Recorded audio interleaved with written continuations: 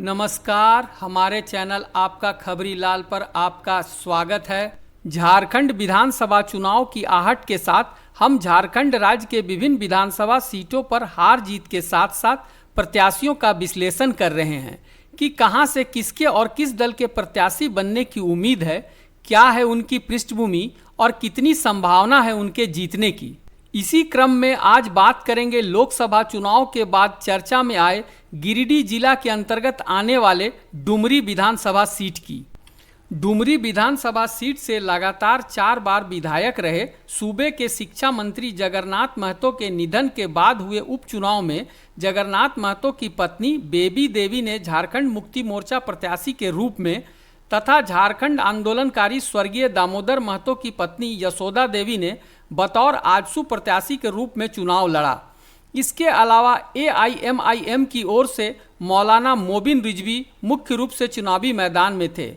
लगभग 1,93,000 वोटरों ने अपने वोट का इस्तेमाल किया था। झारखंड मुक्ति मोर्चा को मिली जीत के बाद यह स्पष्ट हो गया कि मुस्लिम वोटों का अधिकांश ध्रुवीकरण JMM के पक्ष में हुआ, जबकि विधानसभा क्षेत्र के कुर्मी मतदाताओं का वोट का बंटवारा JMM व आजसू के बीच हुआ। डुमरी में वोटरों की कुल संख्या देखी जाए तो यहां पर मतदाताओं की कुल संख्या 2,89,340 है, जिसमें सबसे अधिक महतो समुदाय के वोटरों की संख्या है, जिनकी संख्या 86,802 है।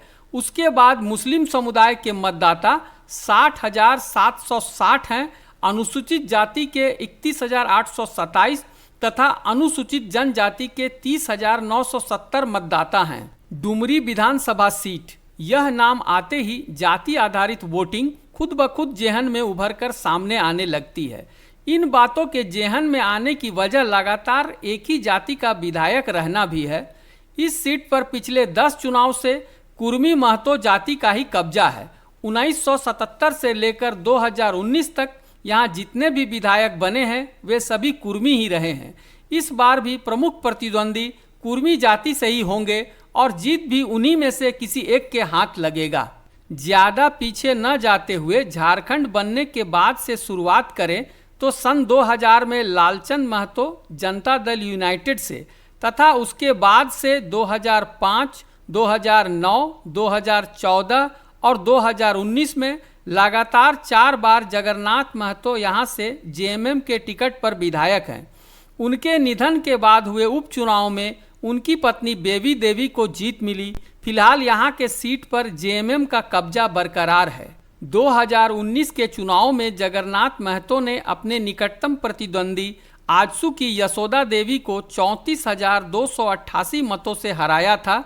2019 के चुनाव में भाजपा की तरफ से खड़े प्रदीप साहू को 36,013 मत मिला था, मगर अब परिस्थितियां बदल चुकी है। जगन्नाथ महतो अब इस दुनिया में नहीं है। बीजेपी और आजसू गठबंधन में चुनाव लड़ेगी। स्वाभाविक है कि उनकी ओर से एक ही प्रत्याशी होगा। साथ ही एक तीसरी शक्ति के रूप में जयराम महतो का उदय भी हो चुका है। आगे बढ़ने से पहले आपसे निवेदन है कि हमारे चैनल आपका खबरी लाल को सब्सक्राइब और लाइक कर ले, ताकि आने वाली विधानसभा चुनाव की सभी खबरें आप तक पहुंचती रहे। झारखंड की राजनीति की जानकारी रखने वालों का कहना है कि लोकसभा चुनाव में गिरिडीह सीट पर जयराम महतो ने JMM का खेल बिगाड़ दिया था। कहीं डुमरी विधानसभा चुनाव में जयराम दोबारा JMM का खेल न बिगाड़ दे। गौरतलब है कि लोकसभा चुनाव में डुमरी से जयराम महतो को सबसे ज़्यादा 90,541 वोट मिले थे। प्रत्याशियों की बात करें तो इस बार JMM की तरफ से फिर बेबी देवी का टिकट लगभग पक्का है। जगन्नाथ महतो के कारण उनकी एक अलग ही पहचान क्षेत्र में है। एक सीधी सादी महिला हैं, राजनीति में नई हैं, साफ सुथरी छवि है, पर राजनीति के दांव पेच से अनभिज्ञ हैं। जगन्नाथ महतो के निधन के बाद बेबी देवी और उनके पुत्र दोनों मिलकर अपने इलाके में सक्रिय हैं। जीत के लिए एक मजबूत उम्मीदवार हैं।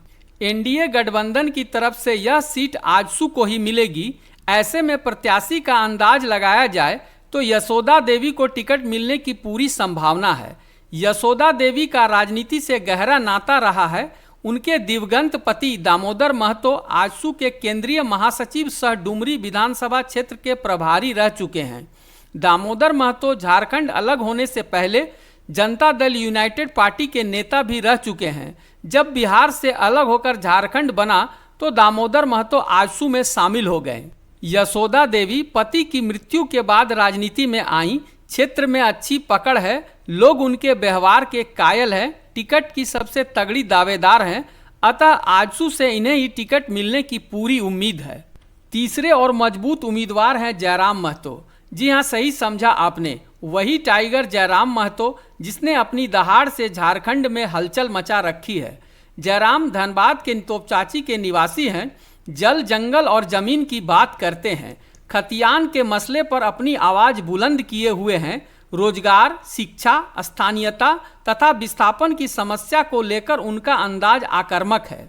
कमी देखी जाए तो राजनीति में उनका अनुभव अभी कम है। पार्टी में फूट की खबरें बाहर आ रही है। अपने पुराने साथी झूठ बोलने और तानाशाही का आरोप लगाते हैं। झूठ बोल बोल का चुनाव रहता है, फलना पार्टी दिया है ऑफर, ढेकना पार्टी दिया है ऑफर, और जो पार्टी ऑफर दिया है वो मुंह में चुपचाप हो, कभी नहीं बोल।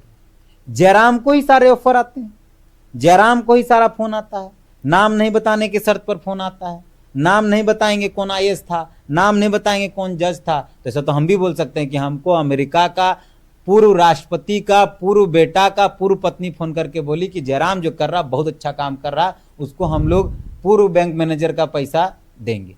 मान लीजिएगा भाई, आप कोई प्रूफ नहीं देना चाहते हैं कभी, सिर्फ झूठ। अभी एक नया झूठ, 25 करोड़ रुपया हमको मिला था, लोकसभा में मिल रहा था, लोकसभा में चुनाव नहीं लड़ने के लिए। कई सारे झूठ बोले हैं, झूठ के अलावा जयराम ने कुछ नहीं बोला है। अगर है तो जयराम बताए कि जो कहा कि हमको इतना इतना का ऑफर है, भाजपा के अंदर इतना ऑफर है, कौन आदमी दिया, नंबर बताए कि इस नंबर से हमको फोन आया था।